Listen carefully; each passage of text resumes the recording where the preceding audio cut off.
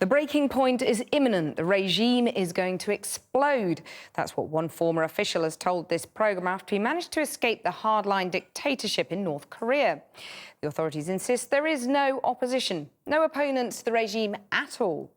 But according to those who've recently defected, small acts of rebellion aren't as rare as you might think. As our Asia correspondent John Sparks has been finding out, discontent is rife, even among senior officials.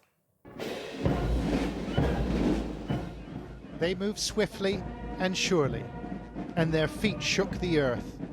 A mighty army in the hands of one, North Korea's boyish 20-something dictator, Kim Jong-un. He is all-powerful here, a man with no opponents, in a nation without protest. Or so we thought. Kim Kwang says he was a high-ranking official in North Korea for more than 25 years. He's asked us to keep his identity hidden. I am positive that the regime won't last much longer. It is going to explode. He worked as a senior administrator before defecting 18 months ago and claims that discontent in the capital is building. Fellow officials angered by former leader Kim Jong-il's decision to make his youngest son, Kim Jong-un, the country's next ruler. The political elites who have long served the country, as well as those who have worked for government agencies for decades, felt it was an insult. Particularly offensive, said our interviewee, was Kim Jong-un's appointment as a four-star general. The autocrat has no military training, despite his warlike poses on state television. It was an unbearable humiliation, and now certain people are determined to terminate his inheritance. These people hold a strong will. Is there talk of revolution, of regime change in Pyongyang's dark passageways? Well, there's always been plenty of speculation. Kim Jong-il is thought to have survived a number of assassination attempts, but the evidence to support such claims is sketchy. Still, our interviewee told me about a daring protest against corruption on the streets of Pyongyang in 2010. It was to show Kim Jong-il that some of his men had violated a simple norm. About 1,000 people joined in. They went right to party headquarters. Kim Jong-il was angered and ordered their arrest. It was a brave thing to do. They risked execution.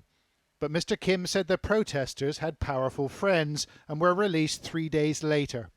However, steps were taken to make sure it didn't happen again. Immediately after the incident, the regime formed a special police task force of 5,000. Now it's fully equipped with riot suppression gear made in Germany. I know. I tested it. There's another reason why high-ranking officials are so unhappy, says Mr. Kim. They're stuck in North Korea. The vast majority are not allowed to leave. But they know what life is like here on the outside. Mr. Kim says he could get himself a James Bond film anytime he wanted. They crave the freedom of boarding a plane and travelling to exotic lands, especially the people in Pyongyang who've been exposed to the outside world via DVDs and USBs. Dissatisfaction with the regime isn't limited to top officials, however.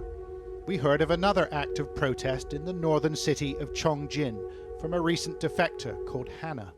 In July of 2010, someone made a banner and posted it on the wall of the stadium in Chongjin. It said, "Let's get rid of Kim Jong-il." The government was furious. They checked people's handwriting in the city for a month, but they never caught the person who did it. Mr. Kim says there's nothing the West can do to speed the regime's demise. It's something the party elite will have to do themselves. We are waiting for the right moment, and I tell you, we will achieve our mission together.